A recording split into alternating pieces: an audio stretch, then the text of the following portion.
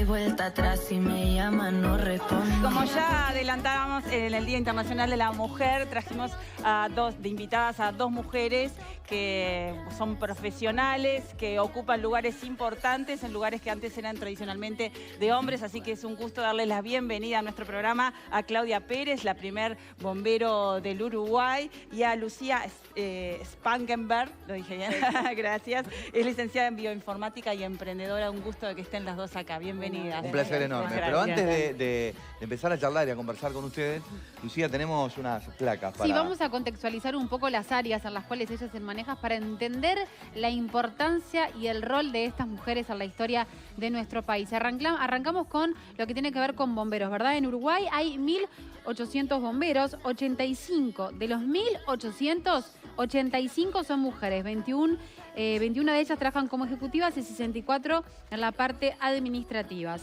En 1992 ingresa la primera mujer bombera a nuestro cuerpo de bomberos.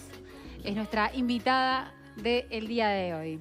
Hasta el 2017 las mujeres que tenían ganas de ser bombero, tenían que realizar más capacitación, por otra capacitación por la cual no pasaban los hombres, exactamente diferente a la cual tenían que realizar los hombres. Si nos vamos a la ciencia, la tecnología, la ingeniería y las matemáticas, el 70% son hombres, mientras que tan solo el 30% son mujeres. Si hablamos en general, ¿verdad? En lo que es la universidad y en lo que es la ciencia, la tecnología, la ingeniería y las matemáticas. Si vamos al Sistema Nacional de Investigadores, a nivel inicial, vemos que hay una bastante paridad en el porcentaje, con un 55,6% de mujeres y 44,44% de hombres. Incluso un poco mayor en presencia de mujeres. Pero si observamos los distintos niveles a medida de que vamos avanzando, cuando llegamos al nivel superior, al nivel de jerarquía, hoy, ¿no? lo que hablábamos hoy, nuevamente hay una disminución, pero impresionante, dramática, diría yo, donde se da que un 82,7% son hombres y tan solo un 17,3% son mujeres. Y eso, si ustedes en este momento están mirando lo inicial, 55,6, y nos vamos al nivel 3, 17,3, es tremendo. Tremendo. ¿Qué pasa en todo ese pasaje, verdad? Que está bueno analizar por qué se da que las mujeres no están en los niveles de importancia en lo que tiene que ver con la universidad, con la investigación, con estas áreas que hablamos, ¿verdad? Ciencia, tecnología, matemáticas y demás. Lucía, seguimos con este tema entonces de la ciencia. Sí. ¿Por qué te parece a ti, que lo vivís internamente, que ocurre esto? Que se da esto, Sí. esto es lo que se llama un poco el techo de cristal. Es que lo que mostraron en la gráfica recién, en los niveles iniciales, más o menos hay una equidad, ¿sí? Sí, más mujeres de hecho, y a medida que vamos avanzando en los grados, de alguna forma pasa que empieza ese desbalance y es un desbalance muy grande. ¿Por qué se da? Es muy difícil identificar exacto, no hay es esta la causa por lo que pasa.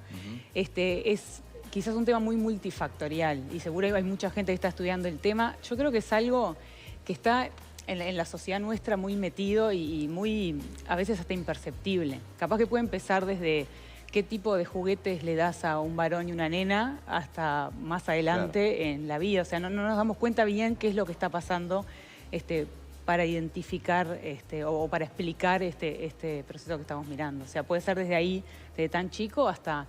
No sé, hay también un tema de, por ejemplo, en las STEM, que son esas ciencia, tecnología, matemática e ingeniería, muchas veces ves que las mujeres que están ahí tienen quizás en general una personalidad como un poco más fuerte en general, no para sobrevivir eso. Entonces, en realidad, ¿por qué debería ser así? En realidad hay otro tipo de personalidades, otro tipo de mujeres totalmente capacitadas que ¿por qué no eligen esas áreas? No sé bien o no es tan fácil de explicar por qué se da La maternidad eso. podría ser también una de ellas porque son carreras difíciles donde... También puede ser sí un factor, pero yo no creo que sea solo eso. No es solamente... Sí hay un factor en la ciencia, sobre todo en la academia, y hay estudios que han salido hace poco en revistas que están muy buenas que decían que cerca del 50% de las mujeres cuando tienen el primer hijo dejan, no la totalidad, pero no siguen haciendo ciencia full time. ¿Tá? Casi el 50%, después de ser, es muchísimo. sí es un factor para que las carreras se acomoden después, o sea, son carreras muy competitivas, nos están evaluando todo el tiempo, una licencia maternal y todo eso obviamente Claro. se ve y se plasma en tu productividad también. Y hay estudios, pero no creo que sea solo eso que pueda explicar este fenómeno. Ujú. ¿Cuándo fue ese enamoramiento tuyo por la bioinformática? Sí, en realidad yo estudié afuera, terminé el liceo acá y me fui a estudiar afuera y me fui a estudiar bioinformática, que acá en su momento no existía como carrera. Y sí, en realidad es porque no sabía muy bien qué estudiar. Cuando tenés 18 a veces no es tan fácil. Y googleé, básicamente, quiero hacer biología, quiero hacer informática, y salió eso. Y dije, no, voy a probar. Y de a poco ahí, cuando fui estudiando eso, me encantó. Y sí, y es verdad que éramos 10 mujeres y capaz que 70 hombres, no me acuerdo, pero éramos un porcentaje muy chico de mujeres. Y estoy hablando que no fue hace tanto, ¿no? Fue, o sea, 2003 más o menos, creo que me fui. Pero fue más o menos de casualidad y porque tenía ganas de irme y me encontré con eso que estaba súper bueno y que en Uruguay recién se estaba empezando a desarrollar. Entonces cuando terminé, que estuve 6 años allá, acá ya estaba mucho más establecido, ya estaba el Instituto Pasteur. ¿En qué país? Fui a Alemania Mirá. a estudiar. Claro. Y cuando volví el Instituto Pasteur ya estaba armado, ya tenía una unidad Y bioinformática. necesitaba especialistas. Y Claro. justo agarré un Justito. llamado y entré. Pero sí, fue como un poco de casualidad y me fue copando cada vez más la parte de investigación. Muy bien. Y Claudia, ¿cómo es el amor por bombero, ¿no? Por ser bombero. ¿Y cómo se da que llegaras ahí? Porque Claro. no había mujeres. No, Claro. no, cuando yo entré venía de una tradición de 103, 104 años Dios mío. de solamente hombres. Hombre, wow. Entonces, el decir que quería venir a bomberos... ¿Cuál creo fue la reacción a tu alrededor de cuando fuiste a presentarte y dijiste que querías ser bombero? que quería ser? Sí. Todo lo negativo que te puedas imaginar. ¿Pero qué te dijeron? ¿Estás loca, señora? No, acá no. que- Sí, no, ¿qué te pasa? Claro. Sí, claro, sí. Pero no, además nadie daba nada por mí tampoco, ¿eh? En ese momento me dejan dar las pruebas Sí, porque como te decía, pensaban Mariana. Sí, sí, pero ya, Sí. ya se va a arrepentir. y no las va a salvar. Mirá. Es más, se inventaron pruebas en ese momento. Ese día, al ver ¿En serio? toda la negatividad que yo tenía en el entorno, me jugó a favor. Entonces, como no caía en ninguna, se inventaron pruebas ahí en el momento. ¿Pero qué tipo Claro. de pruebas? Por se puede ejemplo, a mí me sacan a las 6 de la mañana, me sacan a la piscina. Sí. Me hacen nadar 100 metros. Después de ahí, sin descansar, me llevan a la pista. Me hacen correr, me hacen un test de Cooper. Del test de Cooper me traen nuevamente al cuartel de bomberos y empieza toda la parte, todos sabemos que si nadás, que si corres, ya después las piernas como que... Obvio. claro, Y a no las te 6 de la mañana te respondo. levantaste a más Y a las 6 de la mañana, Claro. más toda la tensión que Los tenía. nervios. Y cuando empiezan las pruebas de equilibrio, y me hacen subir a una barra de equilibrio donde es muy angostita, pero mi pie es chiquito. Yo calzo 36, 37, entonces me servía porque Claro. calzaba justito, ¿no? Y caminaba hacia adelante, después hacia atrás y tenía que hacer equilibrio al medio, salir. Bueno, y me fue bárbaro. Después de ahí me llevaron a subir la escalera. La escalera mecánica en ese momento tenía un tramo de 54 metros de altura y la deslizaron, pero no la apoyaron, No. porque si tú la apoyas, ella queda firme. Claro. La dejaron, la dejaron como en sin equilibrio, apoyar, claro. entonces ella tenía Claro. cierta oscilación. Y subí, no me pusieron cuerda de seguridad tampoco, subí perfectamente hacia arriba y después bajé sin problemas. Después de ahí me llevan a hacer la cuerda de pasaje por debajo, pasaje comando, la Sí, bajé claro. como mono, Claro. Porque el compañero que tenía conmigo, Leandro Palomeque, también estaba dando Mirá. el examen junto conmigo, pero Leandro atléticamente era un monstruo, ¿no? Entonces él hizo el pasaje por arriba, yo no lo sabía hacer, entonces pasé como mono. Después nos llevan a la cuerda para que subiéramos a una altura de 3-6 metros. La subí, la bajé. Después no los convencía. Ya estoy cansado yo, ya me cansé yo. Me agoté. Todo sin descansar. Ahí Todo me- Ahora, Todo- pero más allá de las pruebas, es interesante lo que tú decís de que para vos fue hasta redoblar la apuesta de no me van a sacar. Claro, claro, te porque dio era fuerza. todo tan negativo. Además, yo escuchaba. Se sentía como Sí. que había una mala onda. Y lo una- escuchaba porque ellos decían, yo no sé quiénes eran porque en ese momento no veía a nadie. Claro. Pero ellos decían, no lo va a lograr, no lo va a lograr. Yo sentía el murmullo, ¿no? Entonces yo decía, sí, sí. Entonces seguía yo insistiendo. Ahí me llevan a la cornisa del cuartel, que si ustedes han entrado Sí, sí, o han sí. visto, No, no, es muy es alto. altísimo. A mí Entonces, me da vértigo de mirarla nomás. bueno, a mí me hicieron ir para adelante y como que ya los estaba sobrando. Entonces me dice, ahora para atrás. Y yo digo, bueno, para atrás despacito. Yo seguía un pie y el otro. Dice, pero de ojos cerrados. Bueno, basta. Entonces cerré los ojos y yo medía, calculaba un pie y el otro. No. Y seguía. Después cuando vieron que lo podía hacer, dice, bueno, te bajaste. Pero quedaba otra prueba mejor, que era la que decían, ahí sí, dijeron, esta no la hace. Tampoco yo sabía que lo podía hacer, porque Mirá. todas esas cosas yo no las había intentado jamás Claro, en mi no, no. vida. Entonces me llevan a la altura del primer piso, los bomberos abajo agarran la tela de salvamento, No. que era una lona que ahora ya no la tenemos más porque hay colchones, pero en ese momento se utilizaba la lona y yo lo que tenía que hacer era tirarme al vacío. No. Ay, por Ay, favor. Dios mío. O sea, y tirarte al vacío Claro. con gente que no confiaba en Que vos. no sabía si iban No, a qué terrible. poder... Claro, que yo no los conocía, No no tenés sabía. confianza. Y cuando llego a la punta y miré y digo, ¡ay, es alto!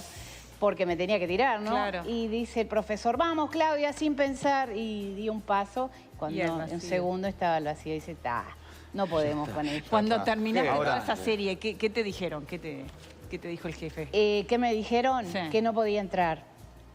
Que no ¿Todavía? podías Que entrar. no podía entrar porque no había infraestructura y que a pesar de haber salvado todo, no podía ingresar. Claro.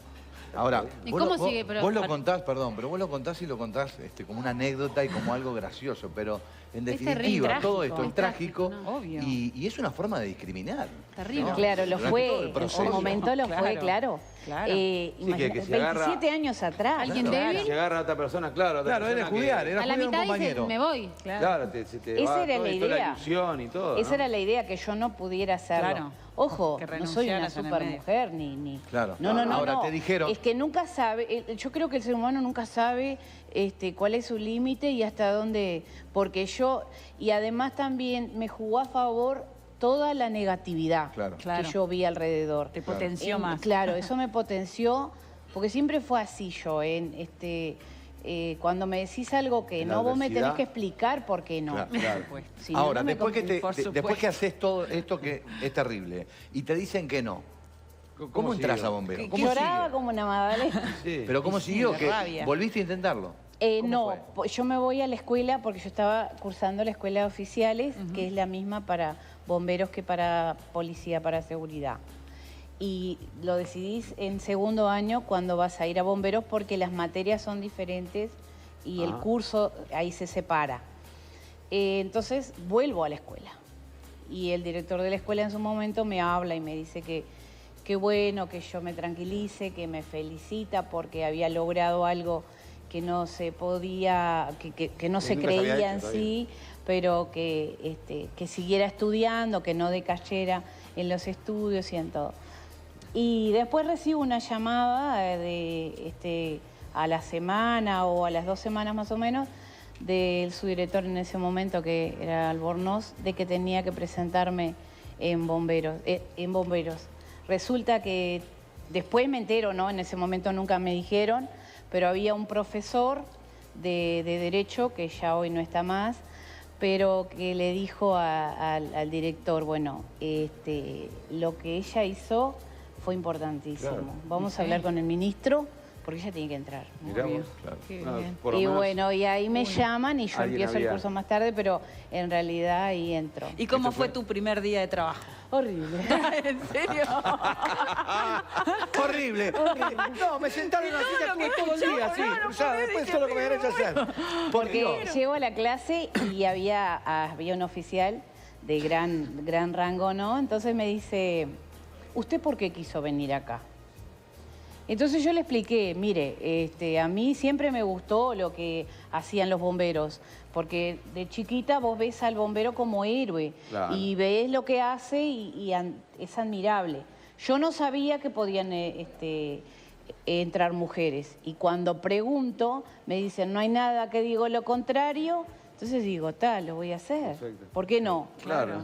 Y le explico todo a él. Entonces, después que le expliqué, él agarró y me dijo, yo soy uno de los que está en desacuerdo que usted esté acá. Dios mío. Ay, yo decía, qué tragame bueno. tierra, me escondía, ¿viste? Pero no me daba para que me tapara. Y bueno, y ahí hubo gente mucha la que no me quiso y poca la que sí me aceptó. Qué bueno. Pero los años fueron pasando y hoy estoy acá. Bien, Todavía Bueno, sigo. 27 años, ¿no? 27 años. ¿Y qué te acordás del incendio del Palacio de la Luz? Para mí fue el primer incendio. O sea, ese Esto fue en el año tu primer 93, ese fue ¿no? mi Wow. primer incendio. ¿Arrancaste con...? 93, por ahí. En el año 93.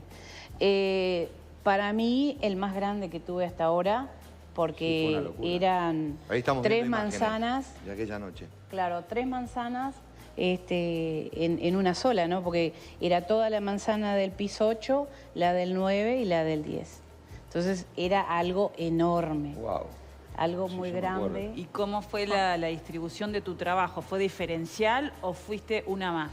No, en ese momento yo lo que estaba era de adjunta al subdirector, porque nosotros estábamos estudiando.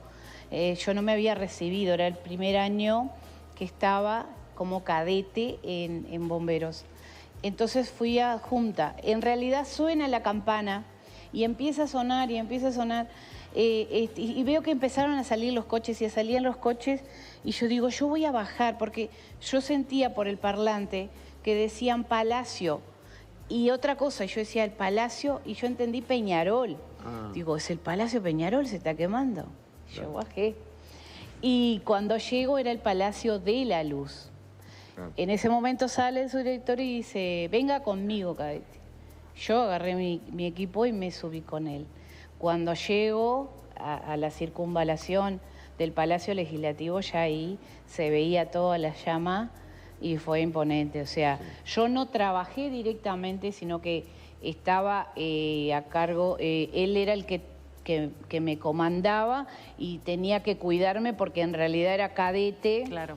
Era no te podía podía, mandar, claro, dependíamos de la escuela y dependíamos de bomberos, pero no dependíamos de bomberos. Claro. Entonces como que éramos estudiantes, nos tenían que cuidar más que a los Y bomberos. a nivel general, cuando hay una situación así de un incendio, ¿no? O de riesgo, y vos llegás al lugar, ¿las personas se dirigen a vos, se dirigen hacia el hombre? ¿Sentís como una especie de desconfianza o ya no?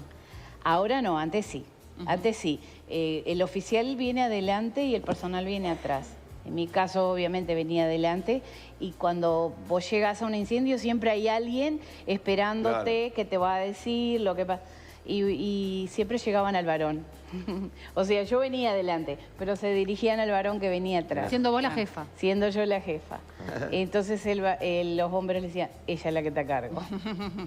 Bien. Y ahí se dirigían a mí. Ahora ya no, porque saben que hay mujeres y distinguen el casquito que es rojo y que saben que el que tiene el casquito rojo Ese es que el manda. Claro, y has manda. abierto un poco, has abierto el camino en realidad. Igual siguen habiendo pocas mujeres para la cantidad de hombres que hay. Sí, No sí, estamos veíamos hablando de 1800, 85, de 1800, 1800, De ¿no? 1800 Claro. bomberos, 85 mujeres.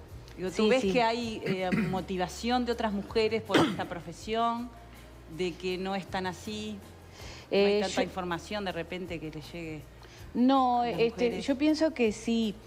Ahora hay muchas de las compañeras que tengo son hijas de bomberos. Mirá. Entonces, como que ya la profesión la tenían en la casa. En mi caso, yo no tenía a nadie como referencia. Fue algo que salió de mí y que tampoco era mi vocación. yo no tenía esa vocación porque yo no sabía que podía.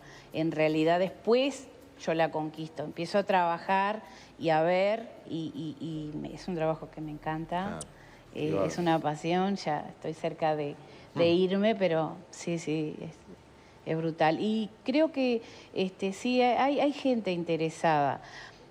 No es fácil porque después cuando ven realmente el trabajo que tenés que hacer, las horas que te quita.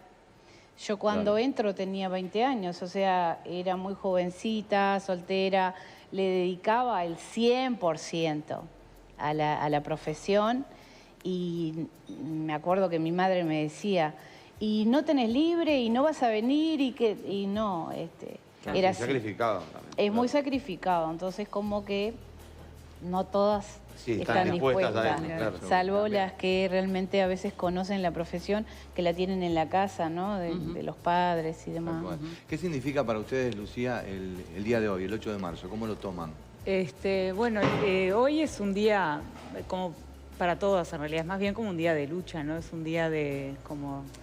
si bien nos falta mucho más para luchar, pero ver un poco para atrás y ver todo lo que se logró hasta ahora. Creo que es un poco va en ese sentido. Y creo que hoy en día se ha logrado muchísimo, o sea, en general, pero también en la ciencia en particular, para lograr esa equidad se han hecho muchísimas cosas. Desde que yo volví acá en el 2009 hasta hoy, es más, en realidad en los últimos 2-3 años se han hecho esfuerzos increíbles para mejorar esto, mismo dentro del Pasteur, por ejemplo, donde trabajo.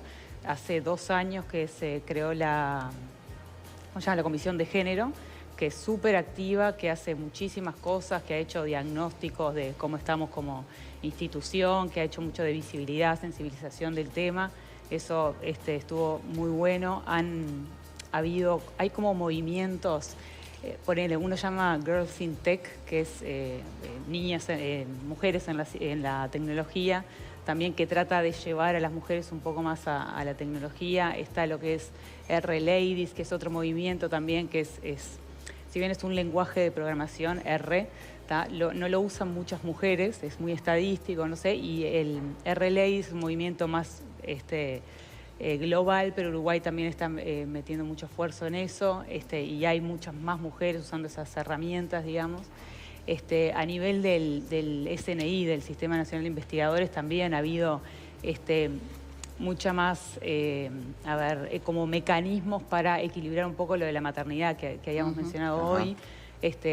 Como a los científicos nos evalúan todo el tiempo, ¿sí? Cada 4 años seguro tenés alguna evaluación y después tenés que presentar algún proyecto, que siempre están evaluando. Y el SNI es uno de esos que te evalúa y vos podés decir, bueno, si en este periodo de evaluación vos tuviste un hijo, por ejemplo, postergame 1 año más la evaluación, así tenés como un poco más de tiempo. De flexibilidad. Entonces, claro, para decir, bueno, me recupero un poco y empiezo a producir más para Y capaz el que año también siguiente. en el caso de las ciencias, ¿no? En general hablo, está bueno que desde la educación media y primaria también, que las maestras y los docentes también incentiven, ¿no? A las niñas a que también es una opción para ellas, ¿no? Que no sea una cosa de hombres. Obvio. Bueno, está el 11 de febrero, que es el Día de las Niñas en la Ciencia, que también estuvo buenísimo, y que hubo muchas escuelas que llevaron a sus estudiantes, o bueno, escuelas estaban en vacaciones, pero muchos niños que fueron a las diferentes actividades que hacían en todas las universidades. Y algo que dijiste también al principio del tema de, por ejemplo, de un adulto a regalarle a un niño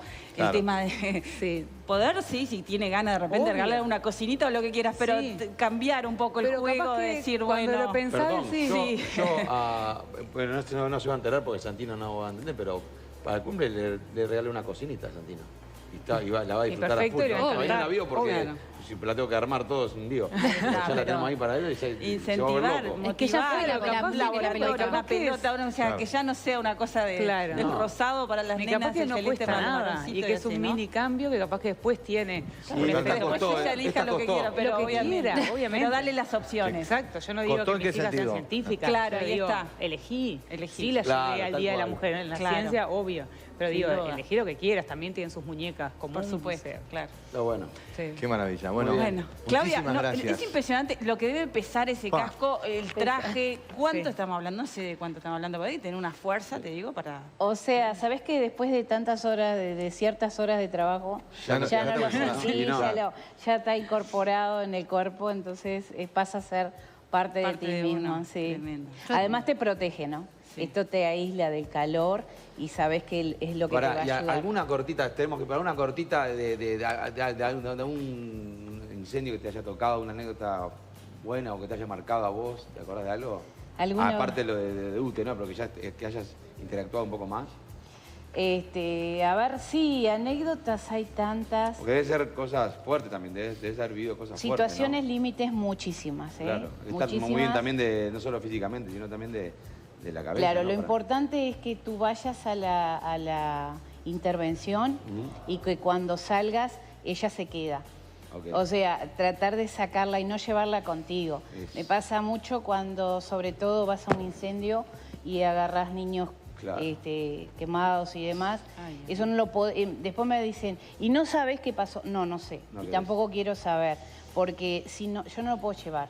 Si no, yo me llevo el problema de algo y eso se va cargando. Sí. Es importante que tú lo separes, y más cuando tenés familia. Entonces, la intervención tratás de dejarla ahí y sabés, sí la llevás en la parte profesional para decir, bueno, me equivoqué en esto hice bien, esto lo tengo que corregir, mejorar y demás.